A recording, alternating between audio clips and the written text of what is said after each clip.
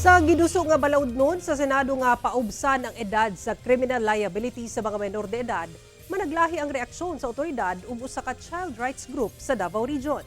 Atong sayro ng detalye niini sa live report ni John D. Esteban. John D.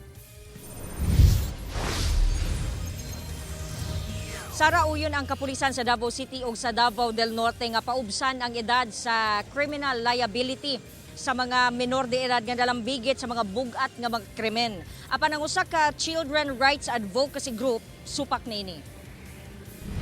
Nagdusog balaod noon si Senator Robin Padilla nga nagkanayong paubsan ang edad sa criminal liability sa mga menor de edad.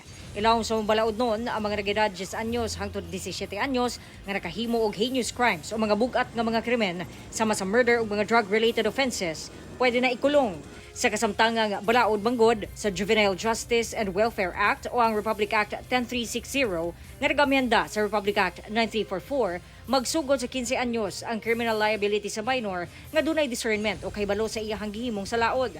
Samtang ang mga repeat offenders sa mga dili grabe nga sa laod nga nag-edad 15 hangtod 18 anyos ipaubos sa mandatory community-based intervention. Ang Davao City Police Office uyon sa maong balaod noon. Depending on the crime siguro mga makumit sa isa ka minor de edad, like the heinous crimes, murder, kung involved ba siya sa illegal drugs. So ato po siguro tan-aw kung unsa ka bugat ang iyahang sa laod nga nahimo. Apan gihimugatan sa DCPO nga kinahanglan pang tun-an og maayo ang maong balaod noon ug mas pakusgan pa ang pagtinabangay sa tanang hingtungdang ahensya sa pagtubag niini nga hagit.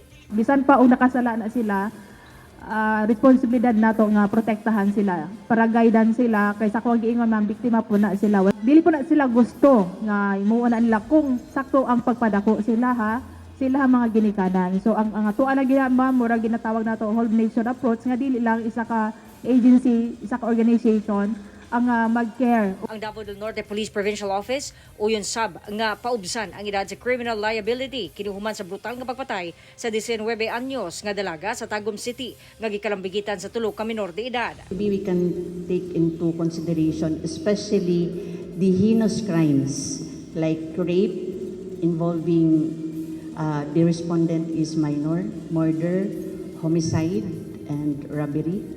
Tanaw na to og i-check kung okay pa ba ang mga procedure nga i-follow. Samtang sa bahin sa Tagum City Social Welfare and Development Office, ilahang giangkon nga kulang ang ilang mga pasilidad sama sa Bahay Pag-asa o ang 24-hour child caring institution. Diin makustodiya ang mga CICL o Children in Conflict with the Law. Wala siya igong facility kung asa ni siya ibutang. Children committed heinous crime, murag social worker raman may wa may pusil no. Murag lisod pod.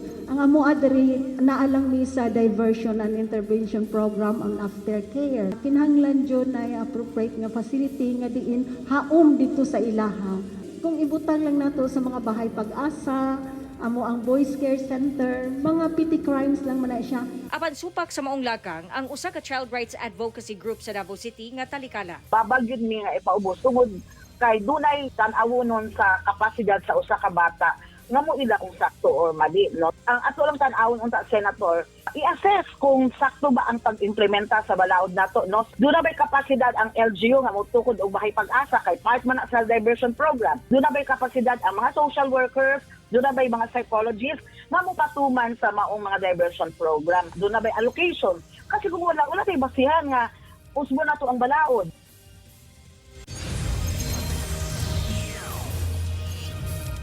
Sara, sumala ni Senator Padilla nga ang maong balaod nun dili usa ka punishment apan alang sa restorative justice o ang kining paggarantiya sa integridad sa justice system. Hinuon taas-taas pa ang agian niini kay anaa pa man kini sa committee level, muagi pa og public consultation og gibatihan pa sa Senado ug sa Kamara.